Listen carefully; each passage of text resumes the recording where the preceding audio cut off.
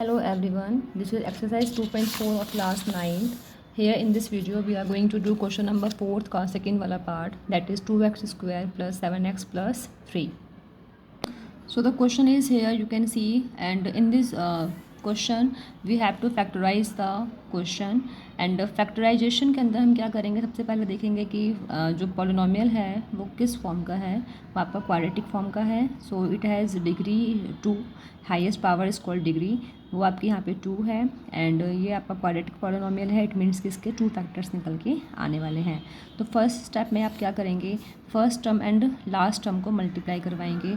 First term क्या है 2x square, last term क्या है 3, मल्टीप्लाई करवाएंगे तो 2 3 जा 6x स्क्वायर होगा. सेकंड स्टेप के अंदर ये जो नंबर है 6, इसका आप लेंगे प्राइम फैक्टराइजेशन, तो 2 3 जा 6, 3 1 जा 3, फैक्टर्स आ गए 2 3 और 1. सो अब आपको क्या करना है, थर्ड स्टेप के अंदर मिडल टर्म देखनी है. मिडल टर्म क्या है 7. तो आपको किसी भी तरीके से प्लस या माइनस करके इन फैक्टर्स को यूज़ करना है.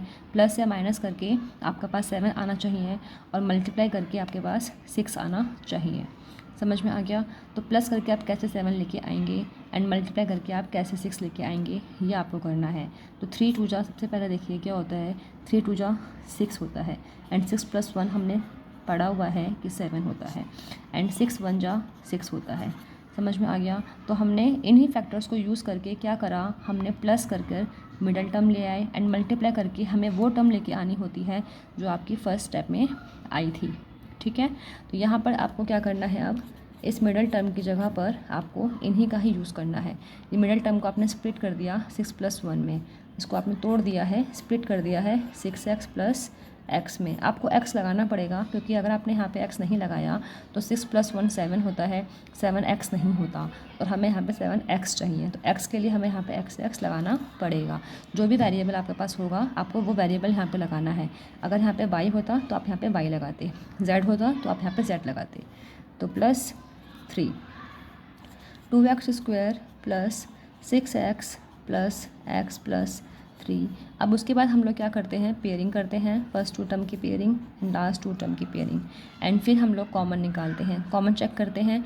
2 और 6 में कॉमन हमारा 2 निकल सकता है क्योंकि 2 का मल्टीपल 6 होता है ना. तो 2 3 जा 6, तो ये हम यहाँ से 2 कॉमन बाहर निकाल सकते हैं. यहाँ पे x स्क्वायर है, यहाँ पे x की पावर 1 है, इधर 2x है, इधर 1x है, तो हम एक x ही बाहर निकाल सकते हैं. अंदर बच गया 1x प्लस 2, टेबल में 6 आता है 3 टाइम्स पे, और 1x आपने बाहर निकाल दिया. यहाँ पे जो साइन यहाँ पे होता है ना, इस वाली टर्म के स्टार्टिंग में जो भी साइन आपके पास होगा आप उस साइन को उठाकर नीचे लिख देंगे, तो ये बन जाएगा प्लस.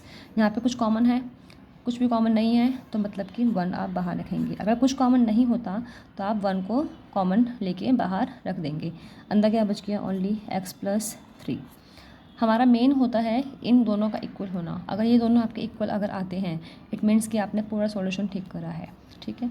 तो ये आपके इक्वल आ गए हैं, इनको आप एक ब्रैकेट में रखिए, और जो आपने कॉमन निकाला था ना उनको आप एक ब्रैकेट में रखिए. ठीक है. तो ये आपके फैक्टर्स बन के आ गए. मैंने कहा था कि 2 फैक्टर्स निकलेंगे क्योंकि ये क्वाड्रेटिक पॉलिनोमियल है. यहाँ पे क्योंकि डिग्री 2 है तो देखो 1 और 2 फैक्टर्स निकल के आ गए.